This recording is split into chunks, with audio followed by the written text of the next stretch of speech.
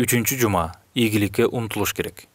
Биринчи көз карашта ийгилик чогултулган байлык менен өлчөнгөндөй туюлат. Чынында ийгилик байлыктын аркасында көрүнгөн сөйт.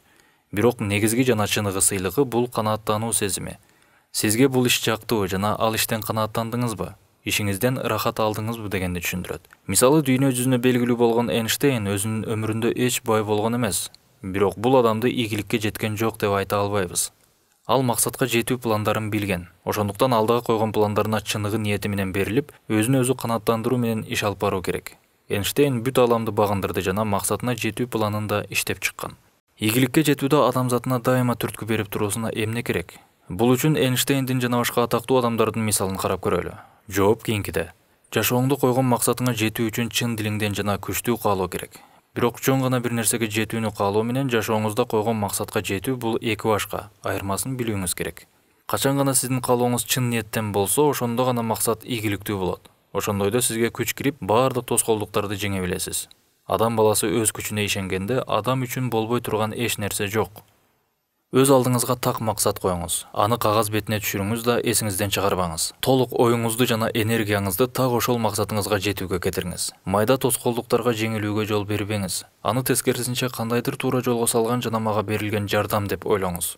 Генри Форд өзүнүн атсыз экипаж деп аталган эмгегине киришерде бөлөк адамдар, жада калса өзүнүн туугандары, кошуналары дагы аны мазакташкан.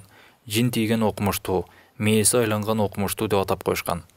Бирок Форд өзүнүн эмне каалаганын так билген. Ошол үмүткө аябай кайнаган каалоосу күйүп турчу. Айланадагы тоскоолдуктарды, бузукуларды дагы ал эч убакта уккан эмес. Эч билими жок жана механикадан да түшүнүгү жок эле. Анан өз алдынча билим алууга киришип, билимин жогорулатты.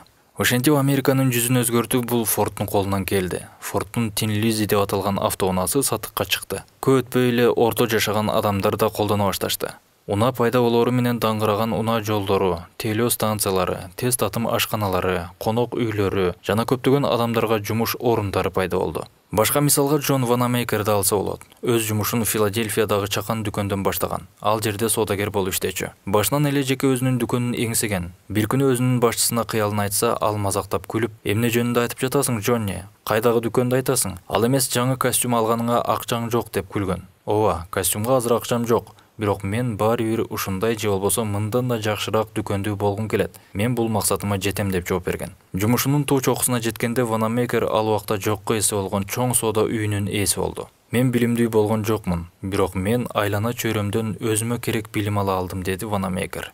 Эсиңерде болсун, адам баласы эмнени эңсесе жана эмнеге ишенсе, ошонун баардыгына жете алат. Ким алдыга умтулган болсо, ал эч качан өз убактысын текке кетирбейт. Колуңузда эмне болсо, ошону менен азыртадан киришиңиз.